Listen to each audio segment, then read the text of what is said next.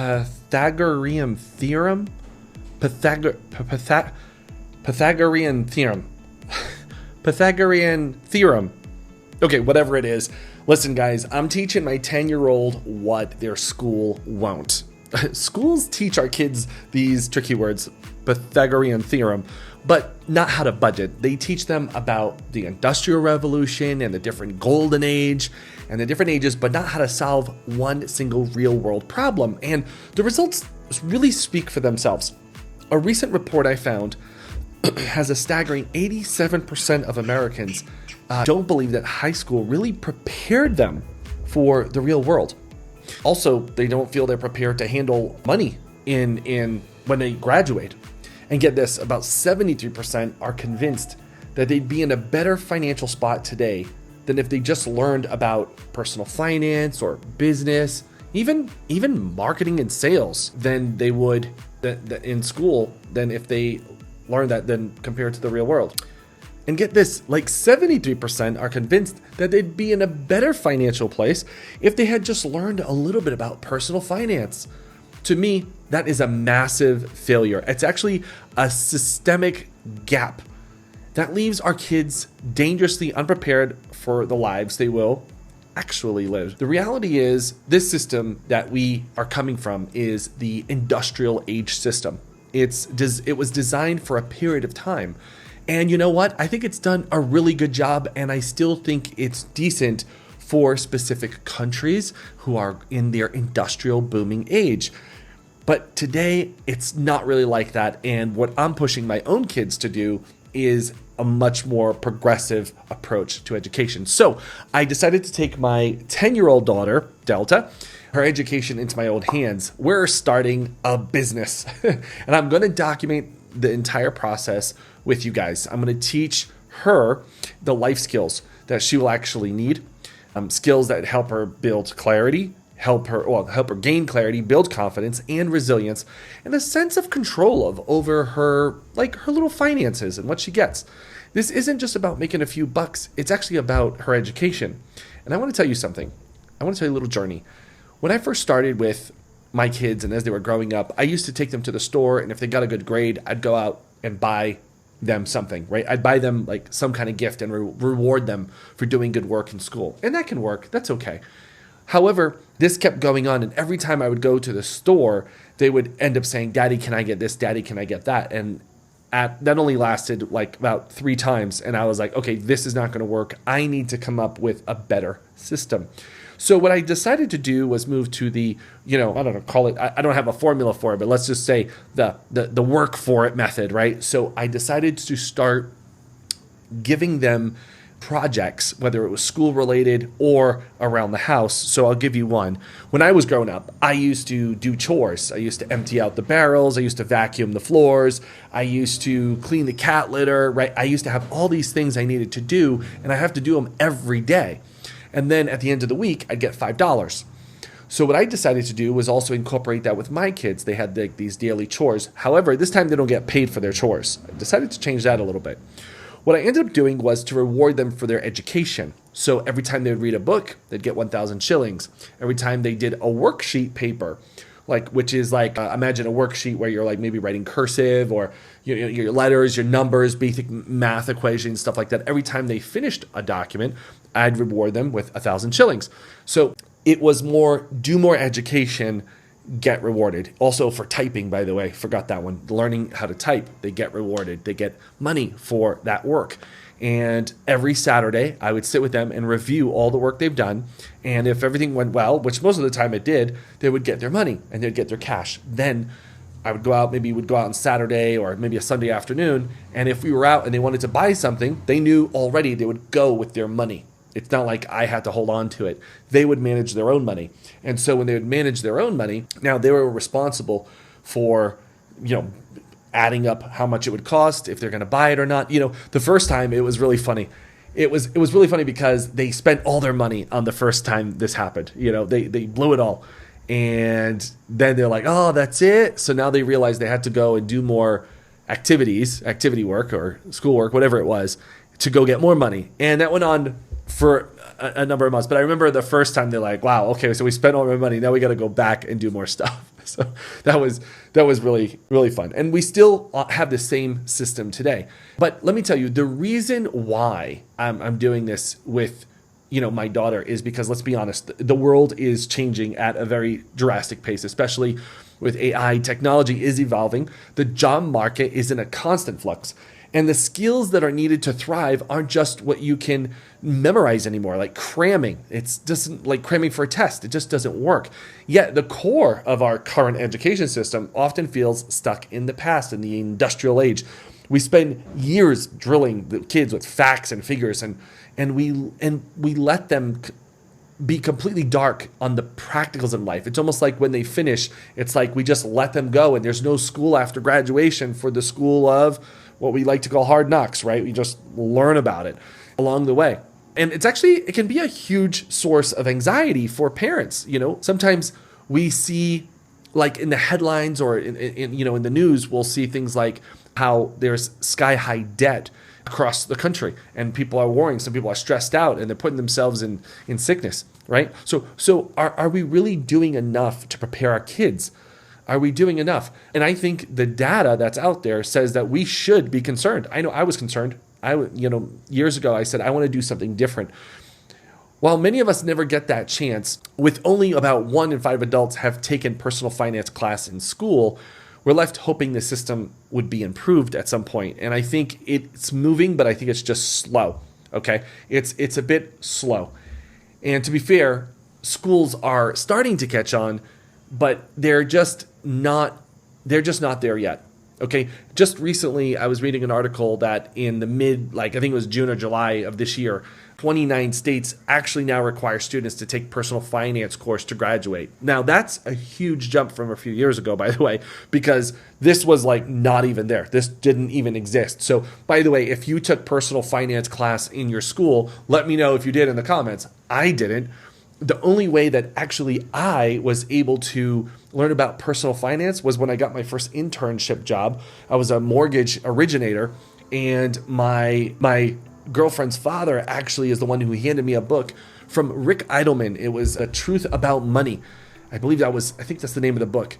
And it was my first read on what personal finance was and what money was and how it worked. So I never got that in school. I never got that real world knowledge. So, first of all, this goes way beyond just money. It's about what people call life skills.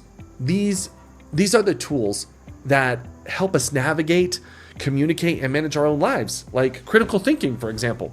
Critical thinking, resilience, emotional intelligence. These things show that students who develop these skills don't just do better in life, they actually perform better in school. And they are a foundation. They're not a distraction. And I know there's a lot of, I know I could be ruffling feathers with some teachers, and I know there's a lot of people who probably feel the same way, like, hey, everything I learned in algebra I don't use today. Man, I couldn't even pass algebra. But there's some things that some people could use, and I think in the future we're going to see a stronger direction to connecting kids with their skills to what they can actually use, right, in the marketplace. But right now, there's a big disconnect. While everyone agrees these skills are vital, schools are struggling to teach them. Even teachers are not, learning these things to teach how to teach their own kids.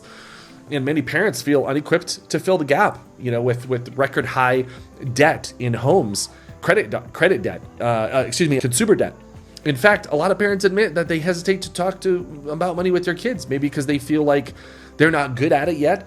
And do they feel entitled with all the debt they have? How do they feel smart enough or worthy enough to teach their own kids? So it just creates this vacuum, and our children will end up paying the price. So as they step into adulthood without this financial compass, it forces them to learn about taxes and credit and budgeting through very stressful and most of the time costly process, the trial and error. But I refuse to let that happen to my daughter, but also all my kids. I want them to learn that failure isn't a final grade. It's actually just a stepping stone.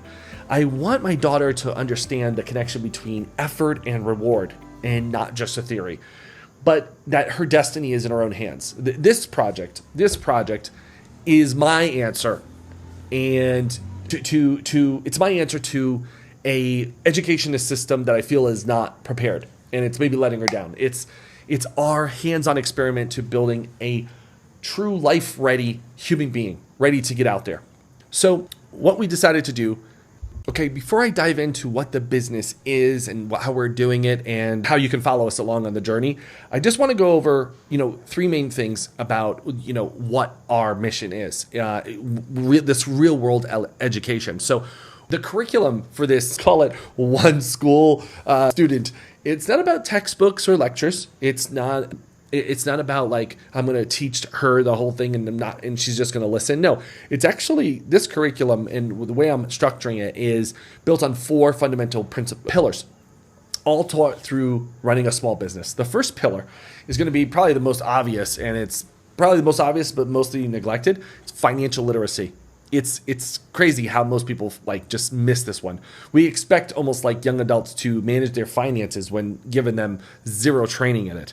It's like handing over someone the keys to a car without one single driving lesson. We know they're just going to crash it up. But for Delta, this business, it's not about getting rich. It's not about, although she wants to, it's about actually understanding the flow of money in a business. First of all, she's going to learn and understand, how to calculate money for supply costs, then set a price that creates profit, manage the cash that comes in, and then she'll have a real budget, real expenses, and real income. It transforms money from that like abstract and numbers, something that they just hear about in Minecraft, right? These coins and money, and you have to buy things with money. Actually translate that into something real, and it's earned and managed with purpose. Each shilling gets managed with purpose, and it's got a direction to it. So that's the first thing. The second pillar, it's going to be about responsibility and accountability. So for example, in school, if you miss an assignment, the consequence is going to be a bad grade, right? And then in life and business, the consequences are real. Like if for example, if Delta was to promise a customer a product and it doesn't deliver, someone's going to be disappointed. And this is a real thing. For example, we got the tins, and the customer, actually my friend, gave her 50,000 shillings in advance, and it took like a week for her to get the product. So the customer started getting disappointed, and she said, where's my product, right? So I told Delta, I said, you got to get this product to her. So she had to face that. She had to learn that her actions, she had to manage her time accordingly to actually, get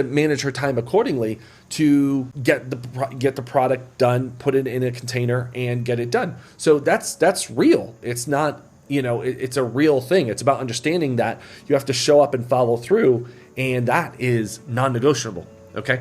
The third pillar is it's real world problem solving and creativity. Okay. So entrepreneurship, at the heart of it, at the core, is about solving problems. That's the whole point of entrepreneurship. It's finding, people with problems and solving it. So right from the start, she had to think, what do people want? Now, I was thinking that for her because I have a previous experience in shea butter in Uganda a number of years ago, and I knew there was a lack of good quality shea butter from this gentleman that I built this friendship with. So I knew people wanted more, but the market wasn't really giving it to them, a lot because of manufacturing processes. So I knew that there was a gap.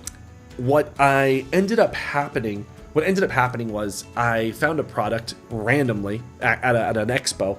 And when I found this product at an expo, I asked the manager, I said, hey, I want to try some of this, but give me some background, tell me about it, and let me see what it's like. And so I bought a bunch and I started giving out to my friends. And I told them, I said, listen, just try this product. Tell me what you think.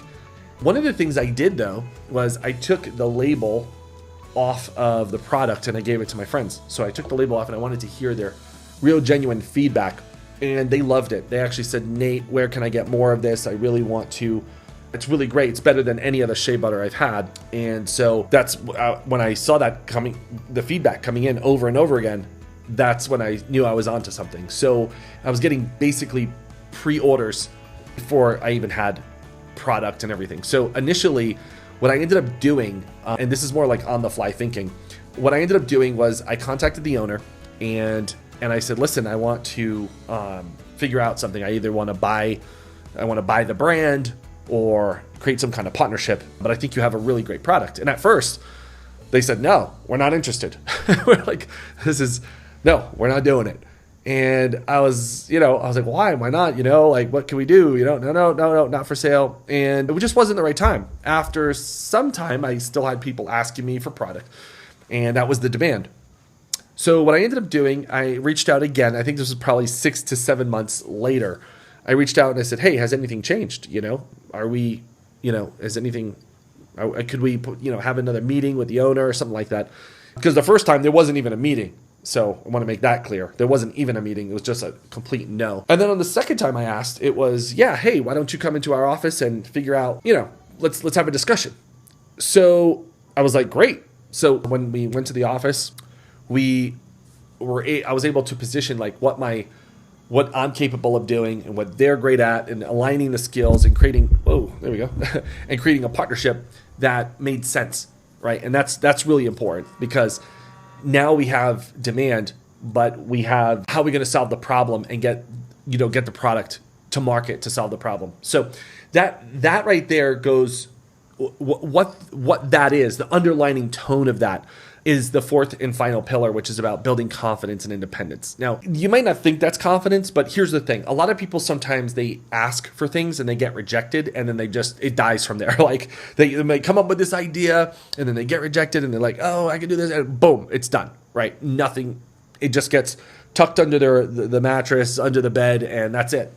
But nothing really builds like self-esteem, like real accomplishment. And when you have a customer who wants something and that fulfills their problems in this situation, that builds up your self-esteem. You're like, okay, wow, I was able to give them something that they like and it's solving their problem. So it builds that self-esteem. And I want you to keep that in mind, because whenever you're either starting a business or growing a business, or maybe you're not having enough sales, think about that approach. Like, is this solving a problem, or is our offer good that we're not having that demand? Same thing with a child, right? Every time a child masters a new skill, like riding a bike, for example, or overcomes a hurdle, this now belief just grows in them. And so when Delta made her first sale, I'll never forget it. I came home with the 50,000 shillings and I said, Delta, you know what this is? And she said, money, 50,000 shillings. And I said, no, it's actually your first sale. Auntie bought 2 containers in advance. So her auntie bought these 2 containers of the product in advance. And she was so excited. She's like, oh my gosh, I'm going to be rich. I'm going to be rich. And I said, no, you're not. Because I bought the shea butter. So I bought the product. I said, who's going to pay for, actually, I didn't say, no, you're not. Let me just be clear. I said, what, wait, hold on. I said, who bought the shea butter? Who bought the product? She looked at me. She's like, you, Daddy. And I'm like, yeah, that's right. She's like, so it's your money? And I said, no, but I'm the investor. I'm the investor in the business. So I have capital in the company. So now what you need to do, that's revenue. The 50,000 shillings is revenue. So that revenue into the company, now we take the revenue, then we paid for the containers. Then we have to reduce that. Then we have to pay for marketing of the product. And then if there's a salesperson, we have to do that. And then we'll have the final net. So I kind of broke that down in a very simple way.